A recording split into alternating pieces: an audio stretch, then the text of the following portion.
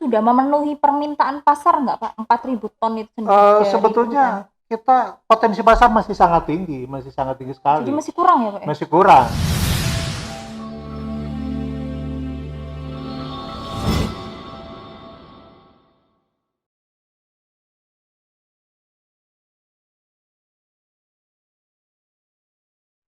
Hai Sobat Pustaka, selamat datang di podcast JC.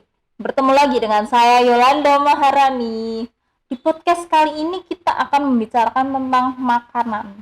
Bukan makanannya ya, tapi kita akan membicarakan tentang bahan baku dasar dari makanan tersebut. Pasti nih, kalian para pecinta Jepangan atau Korean pasti nggak asing dengan mie shirataki. Iya nggak sih? Mie shirataki itu dengan teksturnya yang kenyal, enak banget gitu. Tapi tahu nggak kalau bahan dasar mie shirataki itu sendiri terbuat dari umbi-umbian yang sudah dibudidaya di Indonesia, terutama di Jawa Timur. Umbi itu sekarang lagi hype loh, namanya umbi porang, dan itu tengah menjadi sorotan dari pemerintah Provinsi Jawa Timur untuk dibudidayakan, terutama untuk meningkatkan pertanian di Provinsi Jawa Timur sendiri. Dan kalau kita membicarakan nih pertanian di Provinsi Jawa Timur, saya nggak mungkin kan membicarakan itu sendiri tanpa narasumber yang berpengalaman di bidang tersebut. Oke, maka dari itu nih, sekarang podcast JC menghadirkan salah satu narasumber terkait dengan budidaya porang itu dari Dinas Perhutanan Provinsi Jawa Timur itu. Di sebelah saya sudah ada Bapak Toatri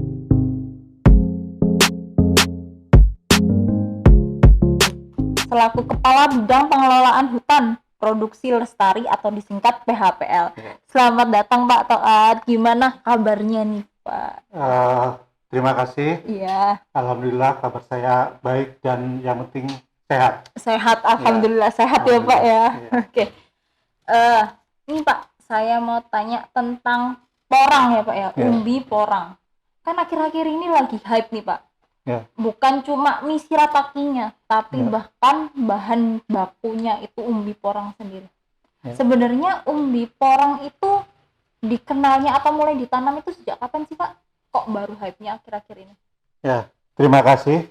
Jadi sebetulnya porang itu sudah ditanam sejak sekitar 40 tahun yang lalu. Oke. Ya. Tahun 80-an bahkan tahun 78-an tuh sudah mulai. Di Jawa Timur sendiri? Di Jawa Timur sendiri. Oke. Karena sebetulnya porang itu untuk Indonesia termasuk yang paling pertama itu ya di Jawa Timur.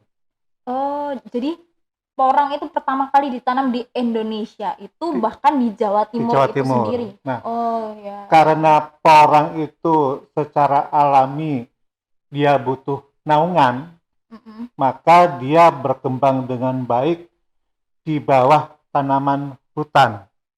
Oh, seperti itu. Sehingga banyak berkembang di hutan-hutan. Oh, jadi. Dan porang itu sebetulnya kalau sudah ditanam, sudah tidak perlu repot-repot pelihara. Bisa sendiri. Tunggu 2 tahun sudah keluar ubinya. Oh, nah itu sehingga walaupun waktunya cukup lama, katakanlah 2 tahun untuk bisa panen, tetapi tidak membutuhkan biaya yang terlalu besar. Karena hanya tanam, sudah dibiarkan hidup sendiri. Dengan naungan sekitar 50%, itu adalah kondisi ideal untuk porang bisa berkembang dengan baik. Oke, jadi tadi kan kata Bapak kan pokoknya ada inangnya. Jadi porang ini harus tumbuh di sekitar pohon-pohon besar gitu untuk menjadi pusatnya gitu ya? Iya. Oke. Itu, dan kenapa porang ini sekarang lagi menjadi idola gitu. Bayangkan harga porang itu sekarang antara 8 sampai 10.000 per kilo.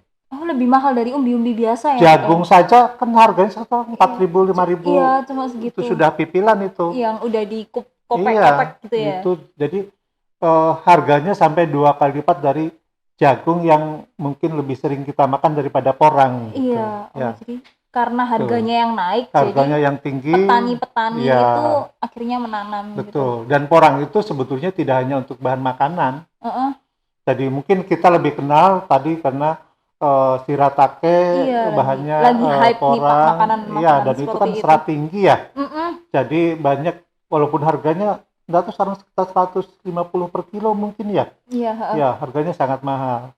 Karena dia seratnya tinggi, orang makan Mm-mm. sedikit sudah kenyang, Iya, sehingga bagus untuk untuk diet. diet juga, Iya, betul. iya, Tetapi heeh. juga dia banyak dipakai untuk sebagai bahan pencampur obat, jadi untuk bahan obat, Oh, oke. bahan lem-lem tertentu gitu. Mm-mm.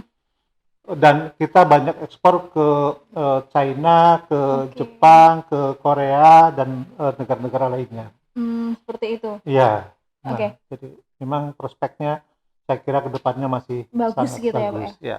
Oke, di Indonesia sendiri atau di Jawa Timur sendiri, Ya. untuk produksi porang itu Pak sudah sampai mana sih? Kan di negara-negara luar yang kita Ya. ekspor gitu kan, Ya. seperti tadi yang Bapak jelaskan sudah menjadi bahan dasar kosmetik, lem, Ya. Mm-mm. atau segala macam seperti itu. Ya. Di Indonesia sendiri sudah seperti itukah atau masih bahan bakunya aja nih? Jadi sebagian besar pengolahan yang dilakukan di Indonesia Mm, itu dari porang, katakanlah dari ladang gitu, iya, ha. biasanya ada pengepulnya, Mm, kemudian diolah ke industri. Sebagian besar industri yang ada di Jawa Timur masih sampai pada tahap dia mengolah bahan porang itu mm, menjadi iya. tepung atau chips, apa namanya, Oh, yang kayak keripik kayak gitu ya? keripik itu. Oke. Sebagian besar baru sampai tahap itu saja, Jadi masih tepung sama tepung chip atau itu. chip. Nah, itu yang diekspor Oke. ke Jepang, Ke ke China, Korea, Korea gitu China, kan. Taiwan, dan sebagainya. Itu baru Oke. sampai produk seperti itu. Hmm. Mungkin ya sebagian besar masih masih seperti itu gitu. Karena memang satu, di negara pengimpor kebutuhan untuk itu masih Hmm. besar, sehingga mungkin industri berpikir, loh, saya hanya sampai tahap chips atau tepung saja sudah Hmm. permintaannya tinggi gitu. Ya, untuk Gitu. harganya kan tadi kan waktu yang jadi umbi itu Ya, 8.000 sampai 10.000 gitu ya. ya. Untuk yang sudah jadi chip atau tepung gitu harganya sampai Saya berapa, kurang Pak? tahu persen, mungkin sekitar 200 ribuan mungkin ya. Chips itu Semahal ya. itu ya Iya, berarti ya, Pak iya. ya? Ya, Oke. ya itu yang bikin sekarang banyak yang pengen menanam gitu loh. Dulu kan Oh, orang iya. tidak tahu, bahkan sebetulnya porang itu awalnya ya tanaman alami yang tumbuh sendiri Di hutan gitu di kan karena hutan. ya Karena banyak gitu. memang kan bisa berkembang biak itu bisa Mm-mm. dengan umbinya yang kecil-kecil itu Mm-mm. dia nanti bikin tunas Mm-mm. tumbuh tunas Tumbuh lagi, baru. heeh. Bisa juga dari apa namanya katak atau pupil istilahnya, Oke. bulbil. Nah, katak itu bukan katak apa Ya, namanya, bukan katak bukan. literally Dia hewan gitu apa, ya, Pak ya? butiran-butiran yang Iya, heeh. tumbuh di daun. Oh, seperti itu. Di Kayak daun-daun. biji-biji tapi yang di Biji kecil daun-daunnya, heeh, itu, nah biji-bijinya. itu benihnya porang itu. Oh, Heeh. benihnya itu Itu ada juga harganya itu harganya. 300 ribu per kilo itu. Benihnya Oh, itu yang benihnya bulbil mahal. itu. Iya, mahal. Yang ketiga bisa dengan biji. Oke. Biji nanti dia kan apa namanya, ada semacam Tunas. apa namanya, bunga. Oh, bunganya. Bunga nanti Mm. dia terus jadi biji gitu. Itu 1 juta per kilo Oke. bijinya itu. Umbi porang ini sendiri berbiji atau berbunga itu ya, Pak? Iya, iya. Kan umbi-umbi yang lain kan dikembangbiakannya kan dipotong terus nanti Iya, iya. tumbuh itu. Iya. Tapi porang sendiri berbeda gitu. Berbeda, dia Ada bijinya. satu dari umbinya yang Iya, kecil-kecil itu dia bisa ini sendiri, tunas-tunasnya, heeh. tunas, kemudian kedua yang kataknya Katak itu tadi yang atau di bulbil itu daun-daunnya ya itu, di heeh. daun-daunnya kecil-kecil itu Oke. biasanya, itu ditanam tumbuh. Heeh. Nah, yang ketiga bisa dengan biji. Yang biji yang dari Biji bunganya tadi itu ya. kecil-kecil Heeh. itu karena kecil-kecil 1 kilo Hmm. udah banyak sehingga harganya sampai 1 juta, bayangkan. Oke. Yang keempat bisa dengan kultur jaringan, tapi kultur jaringan ini kan perlu teknologi ya. Iya, jadi Dan untuk petani-petani itu susah ya gitu kan, Pak betul, ya. harus Heeh. dengan lab khusus kan, Mm-mm. kultur jaringan itu. Sebenarnya bisa dengan 4 cara Mm-mm. orang bisa menanam atau mengembangbiakan ubi Porang itu sendiri. porang gitu Jadi ya. alternatif untuk para petani untuk menanam porang itu banyak ya. Bisa dari Sebetulnya banyak, ya. katak itu tadi, Betul ya. bijinya Ya, gitu kan. ya. Oh, Cuma seperti memang itu. karena sekarang sedang booming, Heeh. maka permintaan benih ini menjadi sangat tinggi. Oh. Menjadi sangat tinggi. Artinya berapapun permintaannya tetap tidak mungkin tidak laku. Oke. Karena sekarang banyak provinsi Yang yang di ikut mana pemerintah membudidayakan. daerahnya sangat mensupport gitu, memberi subsidi dan sebagainya, memberikan pembinaan, memberikan pelatihan tentang budidaya porang. Sehingga Jawa Tengah dan provinsi lain lah, banyak Juga provinsi ikut-ikut gitu. seperti itu. ikut-ikut dan banyak benih-benih dari Jawa Timur yang Dikirim ke sana. dikirim. Bahkan Jogja itu kapan hari dia bilang, wis berapa ton pun saya beli, wis sampean minta harga berapa saya beli gitu. Oke, pasang harga berapa kita ambil gitu Iya, ya Pak ya. karena memang permintaan benih itu sangat tinggi. Iya, Nah, iya. Ibu Gubernur khawatir dengan itu loh.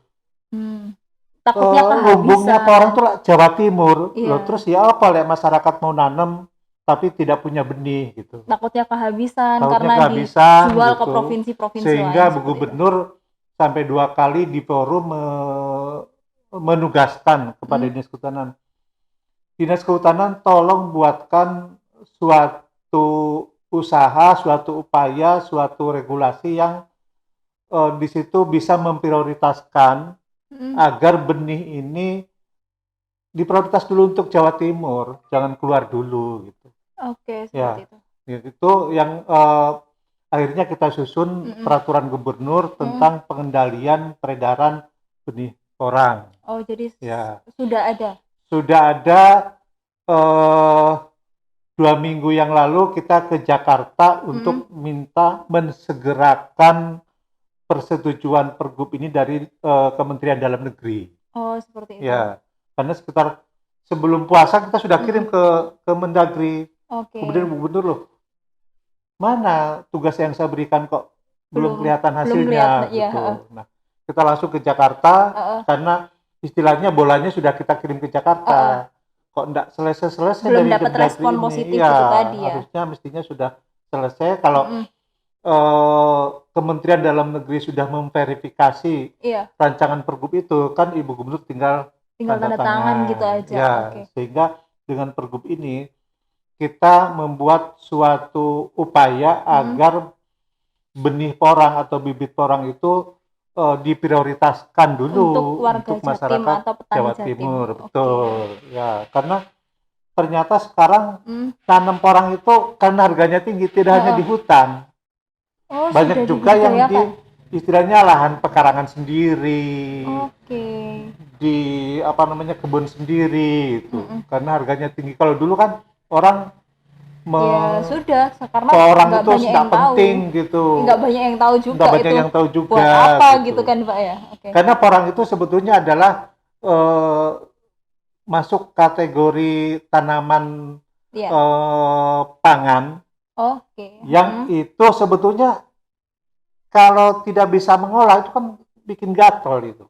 Itu. Berarti ada enzim yang membuat gatal gitu kan. Nah, oleh karena itu tadi petani ini sampai sekarang belum bisa mengolah porang itu menjadi chips, menjadi tepung, menjadi makanan itu. Jadi harus dikirim ke perusahaan yang teknologinya lebih canggih seperti itu. Lebih canggih. Tapi tidak apa-apa, yang penting bisa menciptakan lapangan kerja di Jawa Timur gitu. Untuk saat ini nih Pak, pembudidaya porang atau petani porang di Jawa Timur sendiri itu sudah ada berapa sih Pak? Jadi karena saya dari Dinas Kehutanan, maka data yang saya punya itu adalah porang yang ditanam di hutan. Ya. Nah, dari saya menunjukkan datanya bahwa ada 8.900 hektar. Jadi katakanlah 9.000 kurang sedikit ya, hektar lahan yang potensial untuk tanami porang. Nah, kemudian itu lahan itu ditanami ada yang oleh perhutani sendiri, ada yang kerjasama dengan pihak ketiga, ada juga yang dikerjakan oleh LMDH, Lembaga Masyarakat Desa Hutan itu tadi. Nah, itu ada macam-macam. Memang di sini tidak keluar angka jumlah orangnya, tetapi ada luasannya sebetulnya di sini yang bisa diperkirakan yang sudah ditanami porang itu ya. Ya, dan jumlah produksinya kita produksinya sudah hampir 4.000 ton Itu per per apa, tahun. Pak? Oh, per tahun. Per tahun, ya, 4.000 4.000 ton. Ini yang dari kawasan hutan loh ya. Iya, Yang yang dari hutan kawasan aja. hutan, betul. Itu sudah memenuhi permintaan pasar nggak, Pak? 4.000 ton itu sendiri dari hutan. Sebetulnya kita potensi pasar masih sangat tinggi sekali. Jadi masih kurang ya, Pak? Masih sangat kurang gitu. Permintaan dari negara-negara pengimpor tadi, terutama Jepang, China, Korea dan lain-lain itu masih sangat tinggi. Oke, seperti itu. Kan kenyataannya harga juga sama sekali tidak turun karena memang Malah permintaannya masih cenderung melonjak trennya gitu ya. masih naik gitu loh.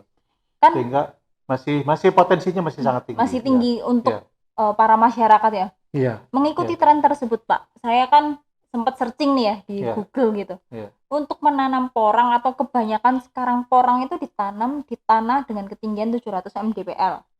Nah, itu berarti apakah, Pak, di Jawa Timur kan nggak semuanya daratan tinggi ya, Pak ya? Apalagi kayak seumpama sekarang di Surabaya atau beberapa Gresik, Sidoarjo, beberapa kota-kota yang daratan rendah. Bisa nggak sih, Pak, ditanam dengan situasi atau keadaan yang panas seperti ini?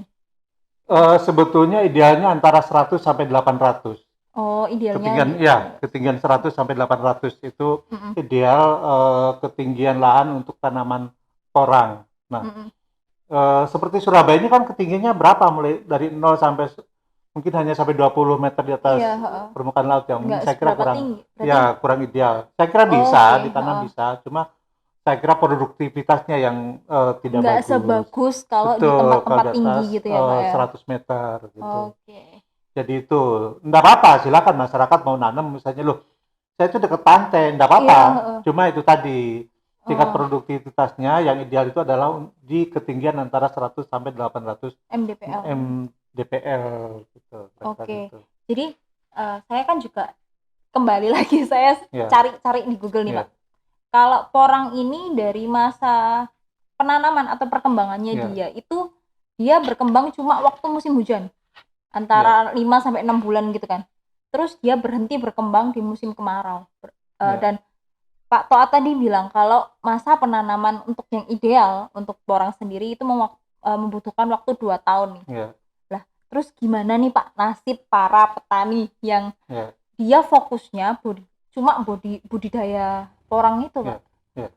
Jadi sebetulnya begini, porang itu akan pertumbuhannya lebih cepat pada musim hujan karena kebutuhannya terpenuhi. Tapi musim kemarau bukan berarti mati. Hanya pertumbuhannya yang lebih lambat. Iya, lebih lambat. Ya sebetulnya bisa ibaratkan misalnya pohon jati. Jati itu di musim hujan daunnya kan hijau royo-royo itu. Lebat banget gitu. Lebat banget. Musim kemarau daunnya rontok semua itu. Tapi kan nggak mati. Cuma dia memang harus rontokan daunnya supaya penguapannya itu rendah kalau bicara jati Tapi kalau porang udah sampai segitu. Tapi enggak mati, enggak hanya pertumbuhannya. Dia tetap bertumbuh tapi lebih lambat daripada musim hujan gitu. Untuk petaninya sendiri, Pak. Jadi begini, kalau kita lihat realita di lapangan, apalagi zaman dahulu itu porang itu hanya tanaman kegiatan tambahan, sampingan, betul. Sehingga ya harus ada kegiatan lain yang bisa memberikan penghasilan tidak selama itu. Jadi kawasan hutan itu kan orang mengidentikan dengan tanaman kayu. Misalnya jati yang bagus itu paling cepat 40 tahun. Baru panen kan? Itu udah paling cepat itu. Paling cepat. Idealnya 40 tahun. Apakah orang cukup hidup dengan hanya menanam jati gitu? Kan nggak bisa. Nunggunya 40 tahun. 40 tahun baru bisa panen gitu. Harus punya kegiatan misalnya berkebun, sawah, padi, jagung dan sebagainya. Termasuk orang yang katakanlah kegiatan pertaniannya ikut di dalam kawasan hutan. Tidak bisa dia mengandalkan kayu. Sehingga selain kayu, di hutan itu ada orang nanam porang, nanam jagung, nanam padi, cabai, dan lain sebagainya. Dan itu secara hukum sah. Artinya memang diperbolehkan gitu. Karena apa? Itu tadi, nunggu jati minimal 40 tahun. Iya, lama Nunggu banget sengon 5 tahun. Iya. Nah, saya Selama itu makan bulan apa depan nih? pengen nyunati anak saya, harus Iya. disunat ini waktunya gitu. Masa nunggu 40 tahun? Iya kan nggak mungkin Nah, itu juga. sehingga Oke. di kawasan hutan ada banyak tanaman-tanaman yang lebih cepat bisa dipanen. Jagung 3 bulan bisa dipanen, Oke. katakanlah. Cabe misalnya 2 bulan 2 dipanen bulan, dan bisa tiap hari mungkin ya Mm-mm. panen Kalau gitu. udah ada yang matang bisa Iya, bisa kedelai. dipanen. Nah, Mm-mm. itu jadi porang ini karena harganya tinggi orang tetap tanam, Mm-mm. tetapi tetap harus Harus ada ada alternatif lain alternatif untuk lain yang menunggu sampai itu layak betul. jual gitu ya Iya, Pak. iya, Oke, iya. seperti itu. Jadi memang hutan itu Mm-mm. sekarang bisa dimanfaatkan untuk Mm-mm. berbagai komoditas, untuk Oke. banyak sekali komoditas. Sehingga sekarang kan ada perhutanan sosial, itu sebagian besar para pemilik perhutanan sosial itu nanamnya pasti bukan kayu. Karena nggak sabar nunggu 5 tahun, Iya. apalagi nunggu 40 40 tahun. tahun ya Nah, Pak ya. itu ada banyak tanaman lain yang bisa ditanam, bisa lebih cepat menghasilkan. Gitu. Oke. Termasuk porang. Jadi banyak selama ini happy-happy saja para petani yang nanam porang. Mereka tidak menyampaikan keluhan, loh, Kok lama saya banget? harus bagaimana ini, lama sekali ini Iya, gitu. Mereka sudah tahu bahwa porang pokoknya lama gitu kan. menghasilkan idealnya 2 tahun. Maka saya harus mencari kegiatan lain untuk menunggu 2 tahun ini kan tidak mungkin diam saja Iya, gitu. Harus ada komoditas lain bisa ditanam di situ karena misalnya satu hamparan itu misalnya ada tanaman jatinya, ada porangnya, ada cabenya, ada jagungnya gitu. Bisa macam-macam. Itu kalau di kawasan hutan. Bisa juga mungkin dia di luar kawasan. Misalnya katakanlah bisa berdagang, bisa apa gitu.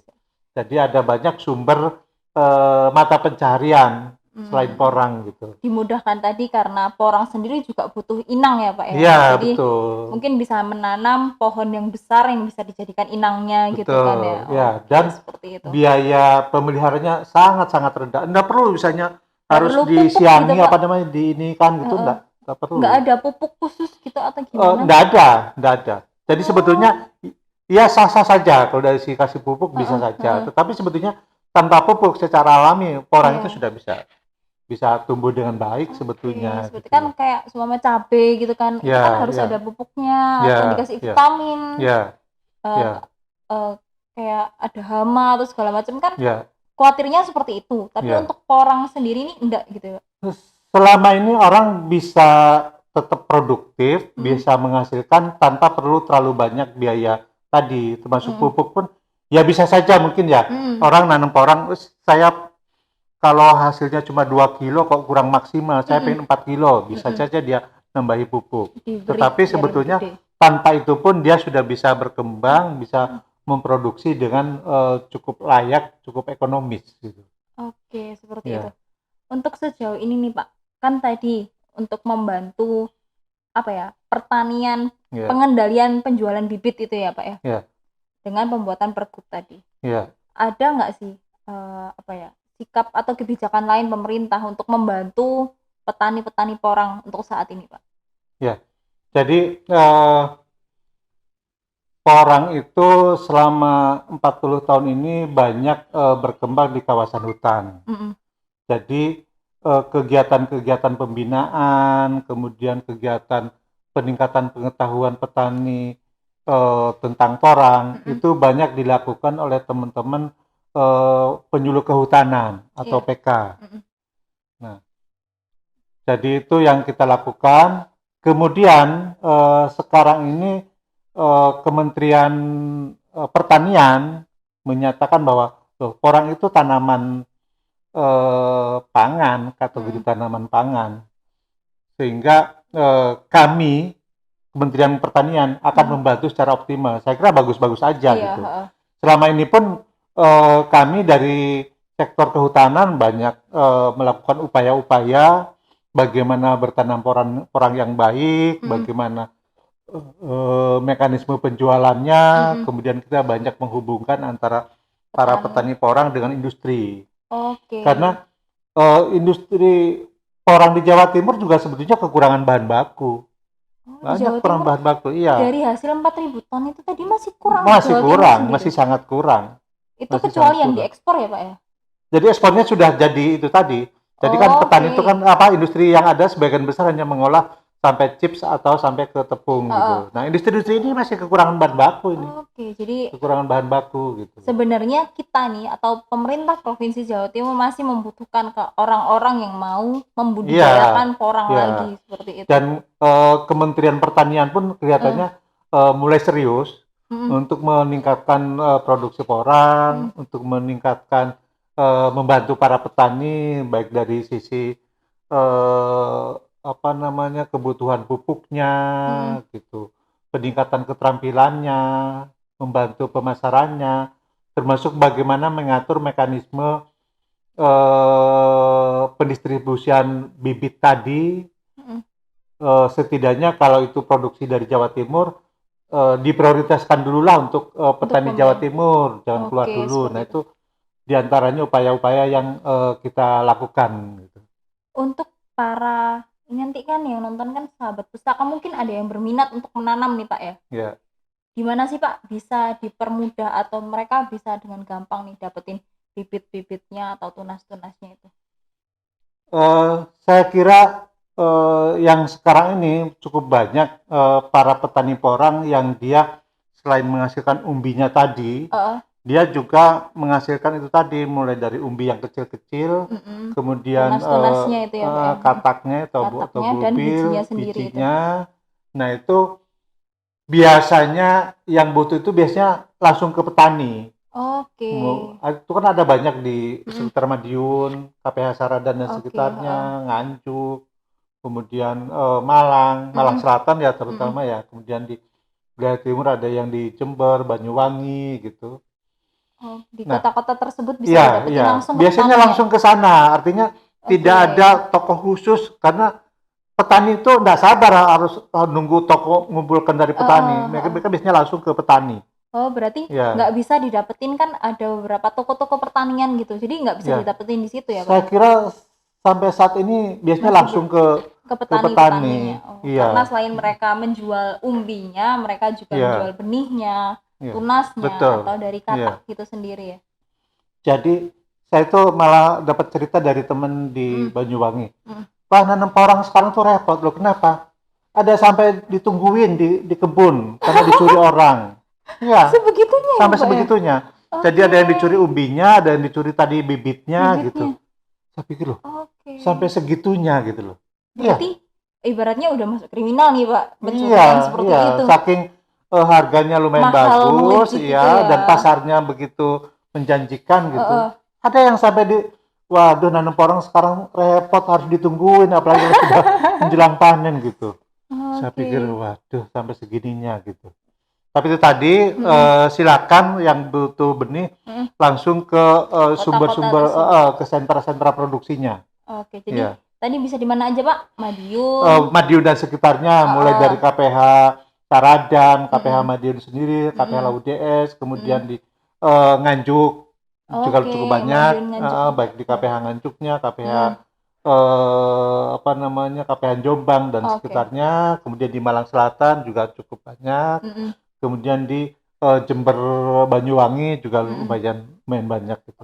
Jadi dan itu data yang kawasan hutan. Jadi dari Dinas Perhutani sendiri karena saya kan sektor kehutanan.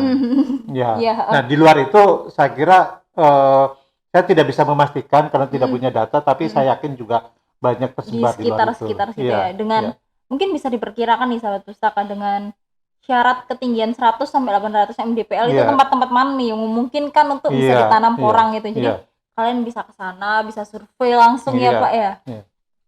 Oh ya. Kan tadi kan dibilang untuk pendistribusian bibit di Indonesia sendiri itu dibatasi, khususnya di Jawa Timur. Ada nggak sih Pak yang masih kayak ekspor tadi ke Jepang, Cina, Taiwan itu mereka minta bijinya juga atau gimana nih Pak?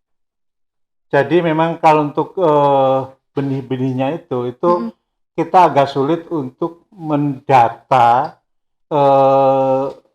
bibit yang keluar dari Jawa Timur apalagi ekspor. Pasti itu dilakukan secara diam-diam gitu. Oke. Nah, tetapi Ibu Gubernur mensinyalir, wah, Jawa Timur ini kan sentranya porang. Iya, Kok kembali lagi. kita malah kekurangan benihnya gitu. Nah, sehingga upaya-upaya kita lakukan, tetapi data untuk seberapa besar yang keluar dari Jawa Timur, apalagi ekspor, kita terus terang agak kesulitan.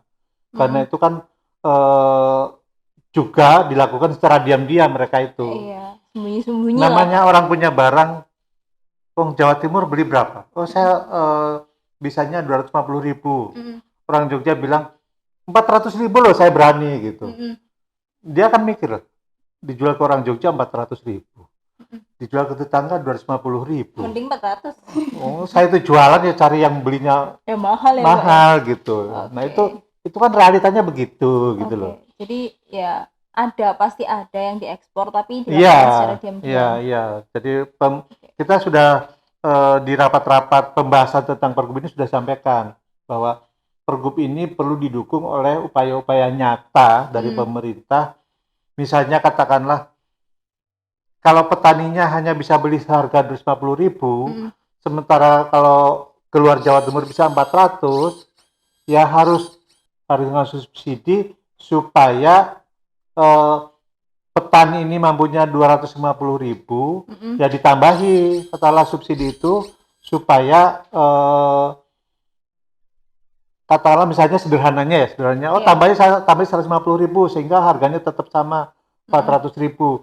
Masuk ke tetangga nggak dikasih daripada ke orang lain pada harganya sama gitu. Nah, mekanisme yang sederhananya kira-kira seperti itu gitu loh. Kalau nggak begitu, walaupun ini Pergub sudah kita buat, itu tidak bisa menjamin bahwa itu bisa efektif di dalam pelaksanaannya. Jadi masih ada kekhawatiran Pergub ini nantinya bakalan ditandatangani. Ada kekhawatiran bahwa waduh tetap bocor ini keluar Jawa Timur, maka pemerintah daerah perlu perlu kasih subsidi secara nyata lah gitu loh. Supaya benih ini tidak keluar Jawa Timur begitu. Oke, Pak. Kira-kira begitu. Ini pertanyaan terakhir nih, Pak. Jadi gini, Pak. Untuk budidaya porang sendiri di Jawa Timur. Apa yang ingin Bapak sampaikan, baik itu untuk petani ataupun OPD terkait untuk budidaya porang ini sendiri? Apa yang ingin Bapak sampaikan, atau mungkin sebaiknya ini nih yang dilakukan seperti itu, Pak? Bisa disampaikan? Ya, terima kasih. Satu, bahwa pemasaran porang masih sangat terbuka dengan harga yang masih ada potensi untuk masih terus meningkat. Itu pertama. Kedua, biaya pemeliharaan untuk budidaya porang itu kan relatif rendah. Pak. Sehingga siapa saja sebetulnya mampu untuk menanam porang. Kemudian yang ketiga, tidak perlu teknologi tinggi untuk tanamnya. Tetapi para petani saya kira perlu untuk punya pengetahuan dasar bagaimana bertanam porang yang baik, sehingga modal yang sudah dikeluarkan untuk beli benih, untuk menanam, untuk penyediaan lahan, mungkin sewa, mungkin milik sendiri gitu, itu nanti tidak rugi atau tidak mubazir. Kemudian nanti harus selalu untuk para petani terutama harus selalu minta bantuan, minta support kepada pemerintah daerah, bisa kepada, kalau kehutanan kami ada cabang dinas kehutanan, ada 10 cabang dinas di Jawa Timur. Di sana ada banyak penyuluh kehutanan yang selalu siap membantu Bapak Ibu sekalian untuk budidaya porang sendiri. Untuk ekspor dan sebagainya, saya kira pemerintah provinsi selalu siap untuk membantu. Itu. Kemudian yang berikutnya, saya kira budidaya porang itu tidak hanya tanggung jawab dinas kehutanan saja, tetapi di sana bisa juga banyak berkontribusi, misalnya OPD yang terkait dengan pertanian bisa bantu support saya kira di sana. Di keterampilan petaninya, di penyediaan pupuk subsidinya dan lain sebagainya. Kemudian di Sprindak bisa bantu bagaimana apabila itu nanti masuk ke industri. Kemudian mungkin juga di dinas koperasi dan UKM. Iya. Di Malang itu ada petani yang sudah bisa membudidayakan porang menjadi es krim. Oke. Iya, es krim. Udah Ya. dibudidayakan. Nah, iya, jadi memang ini tapi tidak banyak yang bisa mengolah ini gitu. Oleh karena itu saya kira misalnya OPD yang punya tupoksi UKM, koperasi dan UKM bisa membantu keterampilannya di sana gitu. Jadi harus ada banyak pihak yang berkontribusi, yang punya kepedulian untuk membantu memajukan budidaya porang, meningkatkan kesejahteraan para petani, Petaninya juga. termasuk akses ke sumber-sumber pembiayaan.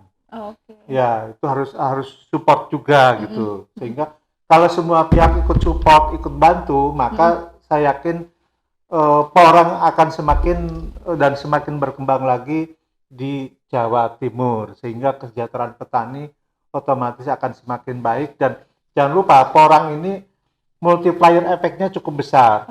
Artinya nanam porang itu tadi bisa berkembang siratakenya atau jenis lainnya, kemudian obat-obatan dan sebagainya gitu. Banyak yang bisa diproduksi dari porang itu sendiri. Banyak yang bisa dihasilkan dari satu porang itu tadi. Sehingga multiplier efeknya besar, kemudian ada banyak kegiatan ekonomi yang bisa dibangkitkan dengan budidaya porang. Saya kira mungkin itu yang bisa saya sampaikan, Bu. Oke, kalau begitu saya ucapkan terima kasih nih Pak Toat sudah berkenan hadir di podcast JC dan menjelaskan lebih dalam kepada saya juga sahabat pustaka tentang porang itu apa, cara pengolahannya seperti apa, dan di Jawa Timur pembudidayaannya itu seperti apa. Oke. Bagi sahabat pustaka, terima kasih buat kalian yang udah nonton podcast JC sampai di akhir acara ini. Buat kalian yang mau request nih, nanti bahas apa ya podcast JC selanjutnya, kalian bisa request di bawah di kolom komentar. Request sebanyak-banyaknya, nanti saya bakalan baca satu-satu. Tenang, saya suka bacain komen-komen kalian, para sahabat pustaka tersayang. Oke, kalian juga bisa subscribe di bawah, di tombol merah, nyalain loncengnya, klik like, comment, and share sebanyak-banyaknya.